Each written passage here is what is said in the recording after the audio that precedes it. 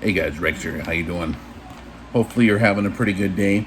You ever feel like the kindergarten cop? You know what the kindergarten cop is? The situation, you remember that? You like are in a classroom with a bunch of children and you kind of don't want to be in there. A lot of professionals I know definitely feel that way when they go online. And I can understand. Define emoting. Emoting. It's when you're launching a communication, whether that be verbal, written, whatever, without any purpose of function to it. You know what I mean? Like there's no intended function. It's not like offering a solution. It's just projecting emotion. Wearing it on the sleeve. Vomiting it up, right? There's a lot of emoting when it comes to the Marshall Fields and guys talking about that. In the old days, they used to do it at the bar. Everyone always shot a bigger deer, caught a bigger fish, shot more Germans in World War II or whatever, right? The emoting deal. What is the function of emoting? It's really a desperate attempt, crying out, trying to display some kind of virtue, usually a virtue centered on the person doing the emoting, them being awesome, right? That's how that deal works. I do a wide variety of different content on like the YouTube channel, right? And it's kind of interesting when you get on certain topics, the ratio of like adolescence to mature adult, there's like a ratio. You can learn a lot more about someone by their comment than they say in their comment. Does that make sense? Someone saying a comment, they think they're getting something out there. You're actually learning more about that person, right? And we're all susceptible to emoting from time to time. If you haven't had your coffee, or if you've wife didn't take care of you that day, or whatever it might be, right? Like, everyone's susceptible to that situation. I understand. I mean, it can happen to anybody, sure, right?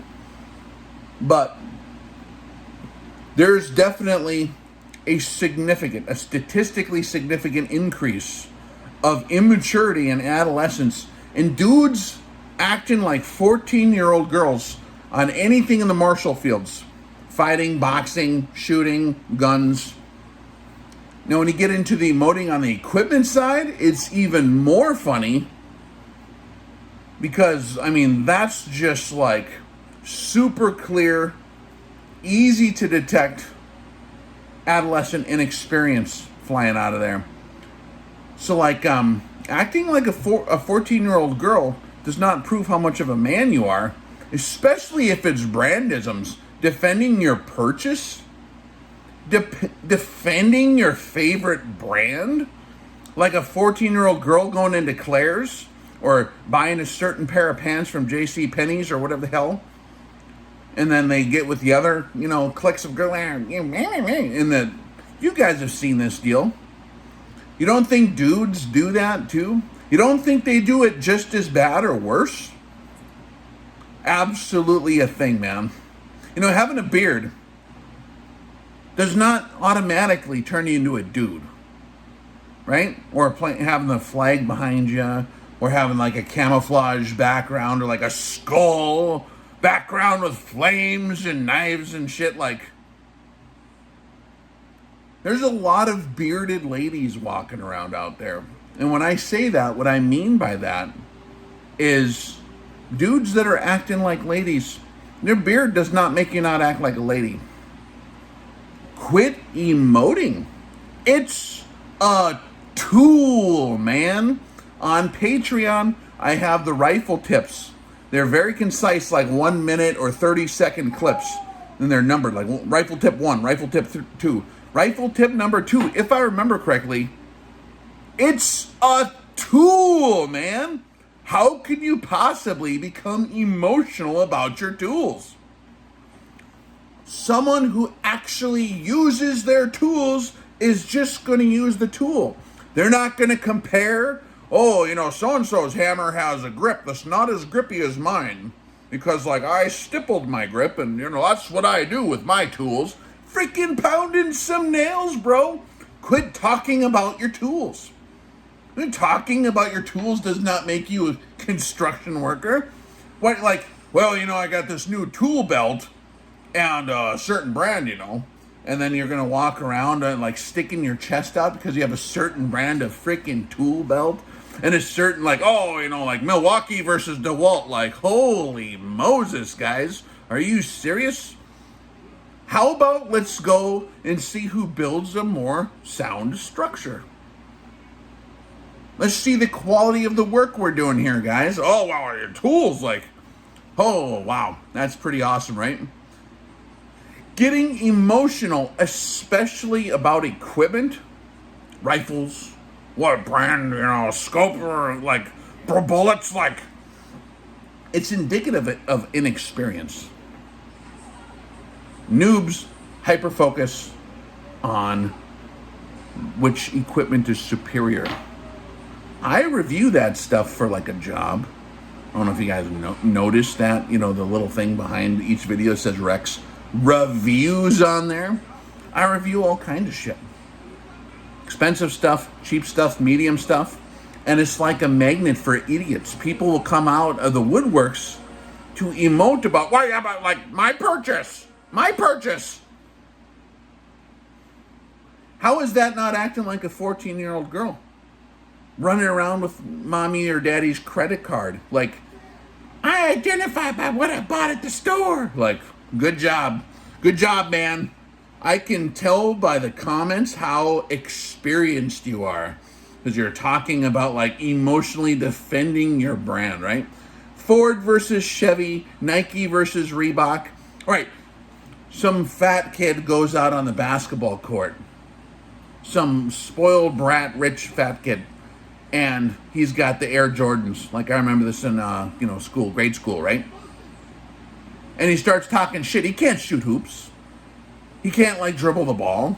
He doesn't play basketball, but he goes out and starts like, these Air Jordans are better for basketball than those shoes. Those are, like, the cheap brand. I mean, you need some Air Jordans there.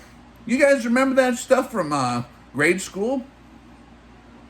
Like, certain brand of cleats to play football? Yeah, well, you're like third string freaking back of the line.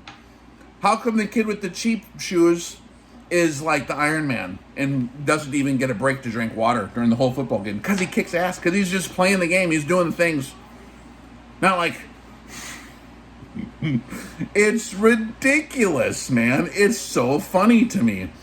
And it's like, I don't care about what brand. I have every different brand you can imagine under the sun in every category when it comes to martial equipment. I carry different handguns, different ammo, different rifles, different furniture on them, different barrels, different bullets, different propellants, different primers, different methodologies for different applications, different optics, I don't care. Like, you can do whatever you want. But coming out and getting all emotional about it and then, like, the fighting... It's like Kindergarten Cop. What do you do? Besides make this video, because it's hilarious, man. We can learn shit from it, though, right? What is the real world function of a comment, right? Like a comment like, what's the functionality of mentioning, for example, here's one. Did you know that guys on the right side can be an SJW and virtue signal just as bad as the people on the left? I see it all the time. It's different issues. Virtue signaling is offering an emotional opinion to signal how virtuous you are without offering a solution, without adding any new information, without making a sound, substitution deal. Right? Like if you just come on, Chevys are stupid, Fords are stupid. Well, the IQ meter, you can read that. The needle goes up and down. You can tell by... Like, how about let's just drive the car?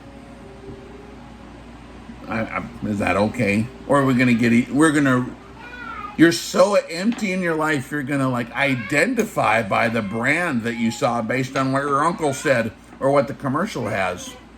That's crazy talk, man. It is funny. For example, if I do a review on budget items that are made where it's cheap to make stuff in China, right? Guys will get mad at that. If I do non-budget items, stuff that's made in Germany, Japan, or the United States, then they'll complain about like, oh, you're just so rich, you think we can afford it? Like, geez, what's your problem? Like, we're working, man. We're blue collar around here, you know? Is there pleasing people like that, man? What's the function of complaining about if it's too expensive or too cheap? Your preference is your preference. That's fine. I don't have a problem with anyone's preference.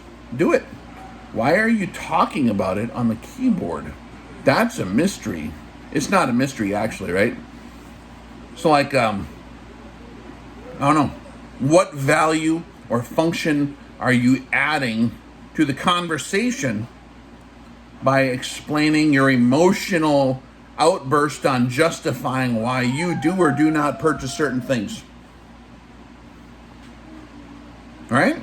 And I don't care. A lot of these outfits send me stuff from all different brands. Do I get married to a brand and defend it to the utmost? It's a tool. It's a tool. Some of them are cheap. They work good for certain things. Sometimes they don't work good for certain things. I'll share all that with you. Rex is shillings. He's shilling like a villain. Again, refer to description in video. Thank you to this company for providing this thing so we can do a review. Because like I understand the use of certain things, so then I review it. And here's the thing too, man. I'm all about like corroborating observations or contradicting the veracity of them. That's what science is. Like you can either like confirm things or like report scientifically that, hey man, my numbers came out different. Did you hear that thing I said? Numbers. My numbers came out different, Rex. Not like I'm more emotional about this, Rex. I don't give a crap how much emotion you have tied to it or not. If you don't have a statement that is either corroborating or contradicting the veracity of one of my observations on a review, then what's the function of your comment if it's not just for virtue signaling or displaying emotion? Defending your virtues by articulating your tears into zeros and ones on a keyboard? Cool. Good job. Now, if I change subjects and I get away from the Marshall fields, because I'm doing experiments sometimes, maybe I'll upload a video on something different. A lot of times that completely goes away and everyone's like, oh yeah, you know, the peacocking goes back down to normal. But it's just funny. Everyone has to be John Wayne at all times. Everyone has to be Chuck Norris. You think that like guys that actually do that for a job, using fighting equipment for a job, give a shit about brands and signaling their virtue of their brand? If they do, they ain't working all that much in their field yet. They use what's functional. It's a tool. They don't give a shit about brands. They want it to work. That's all there is to that deal. And if it doesn't work, well, then they say this thing sucks and they throw it away. Right? And they're sure as hell not typing about it on keyboards, man. You don't got time for that shit. Right? So, like, if you guys want to participate in the commentaries, those of you that are a little brighter, just, I don't know. Is it worth trying to steer it in a more mature direction if that's not what it naturally is? Because you can train a dog or train a pony to act more mature but yet not understand what maturity actually is or be immature. You can get someone to act in certain ways without them truly in the core understanding how the world is and correcting the problem, which then bears false witness to their innermost functional abilities to process reality and separate emotions from facts. So do we have, I mean, I can tell people to be nicer or be more mature in the comments, but like, I don't know if that's really helping all that much, right? But you can observe. And then sometimes I get drawn into the weeds because it's funny. Sometimes, right? Or sometimes I drink too much coffee and I'm like, here we go. You want to wrestle on the keyboard, do you? Okay, I'm going to get you because like this is your thing, right? Plus the algorithms love it. So in any proper ecosystem, such as an online ecosystem, even the bottom feeders have their place in the environment, right? Your what you would normally call trash fish, like in a pond. Yeah, you don't really want to keep it, but you don't want to get rid of all of them because they have their function in the environment. Is that the same way it is here? That's why a lot of that stuff I let stay on there, right? You guys want to talk about made in China next? That's a fun one. I love stuff made in America. What functional purpose is there in a comment to complain about a certain deal being made in China without offering a solution? Right? Like, oh, you guys are just always buying these Asian shoes. You're just supporting the Asian countries. Like, okay, show me some American-made shoes. Or Dutch-made. Show me the price tag. Show me what they have to offer, man. I'm all about competition. Healthy competition, right? Freedom, capitalism and shit. Is that okay? I'm not like for free trade because it's not really all that fair. And I understand, like, hey, support that which is made in America. But if you really want to support what's made in America, get off your ass and work harder for cheaper than the competitors. You have to outpace them. You have to do a dynamic assessment of the business and market environment and realize, like, hey, if we want $35 an hour on union time with 3-hour breaks every day and like leaning against a cigarette and smoking for half the shift, and still getting paid that kind of money, maybe eventually the other countries will beat us in the marketplace because they can actually work harder for cheaper. Maybe we should improve our work ethic and be more competitive. Otherwise, we won't have a job. Is that like brutal? Is that terrible? Hey, is that brutal and terrible thing for me to say, to do? I don't think so. It's reality. Why the hell do you think everyone left in their fields? There's still a lot of good stuff made here. It's expensive. Why is it expensive? Well, a lot of times it's better. We build stuff very well, at least we used to. Instead of complaining, go and build a factory or find one or improve the industry. Do you not realize that what I'm trying to participate in when I'm doing reviews that are pretty straightforward and honest is improve and vitalize the industry, which it has done in the last 10 years, by the way.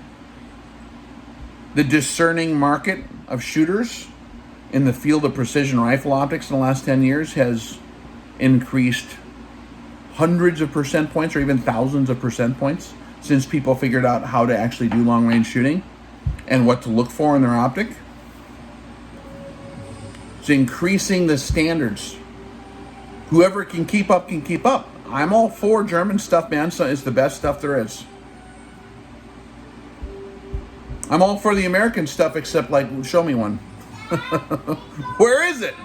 I'm all about acta non verba. If you got a malfunction, fix it or be quiet. Is that okay? A couple months ago on Patreon, I had an epic rant on that topic. Epic. Absolutely bonkers. Like, I don't know how many people could handle it. My brains would explode. Rex, you're trying to sell stuff.